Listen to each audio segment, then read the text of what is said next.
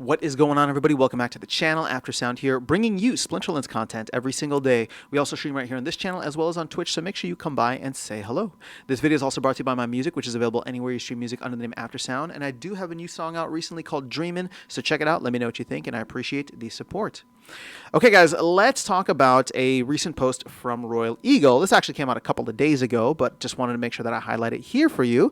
And that is two updates that are coming on the next maintenance window, which will be the March 18th maintenance window.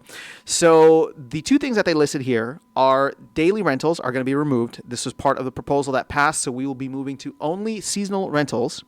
And then the second is the voucher shop rotation. Ulfka is going to be leaving, so now we have an end date for this. I made a video about it recently, just kind of like tracking where we were at. My hope is that we can get a couple more Ulfkas purchased and burn some more vouchers, but you know, we'll see what happens. Either way, it's good to see that the team is on top of this, and obviously it's not at the beginning of March, but it is what it is. You know, the team is, they just put out a major update last week, so you know, we'll cut them some slack here. What I wanted to get into, because we talked about the voucher shop stuff already, the voucher promo card, quickly before I dive into the seasonal rentals, what we're not seeing here, unfortunately, is anything about land. And March 18th is technically going to be the final maintenance window for Q1, which is when they were trying to get land out. Now, there is a maintenance window for April 1st, which is literally the day after Q1. So if it doesn't happen March 18th, which I guess as of now, it doesn't seem like it's going to, hopefully they're able to get it out in early April. But I was also thinking that we would see the pre-sale for Conclave Arcana at some point in April. So now if they're pushing land back, are they going to push the Conclave Arcana pre-sale back as well? We'll have to wait and see. I'm sure we'll get more information whenever the March Town Hall ends up being. But getting back to the daily rentals. So now that that's going to be removed, this is going to change a lot of the dynamics for the marketplace, right? As people come in, you know, this is something that I was still on the fence about because I'm just like, I don't know what to expect from it, right? It takes away some of the casual nature because it increases the cost, but I do think there will be some interesting aspects that come with this, right? I think we might see rental prices lower just slightly, but also that might be offset by the fact that, you know, with survival mode out now, things will get higher. But with people now knowing that their stuff is going to get rented and trying to be competitive, right? Rented out for an entire 15 days or, you know, average of 15 days, they might lower prices, right? Because we just don't see much liquidity in the seasonal rental market as much as we do in the daily rental market. Now that this is going to be consolidated, everything is going to go into just the seasonal market or seasonal rentals. And I think we'll start to see that come down, which in turn could actually make it more interesting for folks that are participating in something like survival mode or for land or for whatever the case is, right? That stuff that requires season rentals only.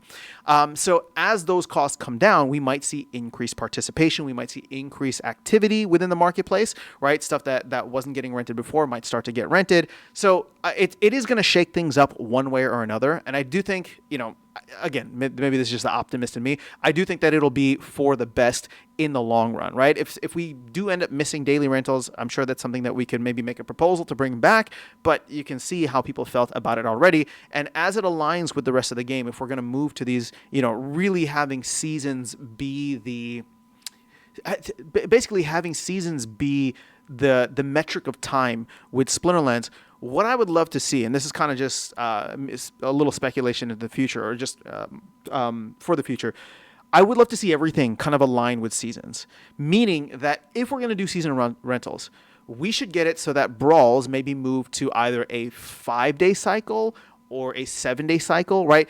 Whatever it ends up being, there should be maybe 2 brawl cycles or 3 brawl cycles per season, right? And I know the thing is, like, sometimes season, like the days for seasons change, right? Like, for example, the second half of February was only like a 12-day season. But if we can get it so that brawls align with that, and so it's like, okay, if I rent for the season, I know that I'm going to have it for X amount of brawls, whether it's 2, whether it's 3. Maybe that's not that big of a deal, but both brawls and tournaments, I do think should be aligned then with the seasonal model. And the thing that makes it difficult is the fact that seasons are dynamic, right? They change because the amount of days per month change, but maybe that's something we look at and take out completely, where it's just like maybe a season should just be 14 days, right? We do the maintenance windows on 14 days anyway. Maybe seasons should just be 14 days, and they should always be on like a Tuesday maintenance window.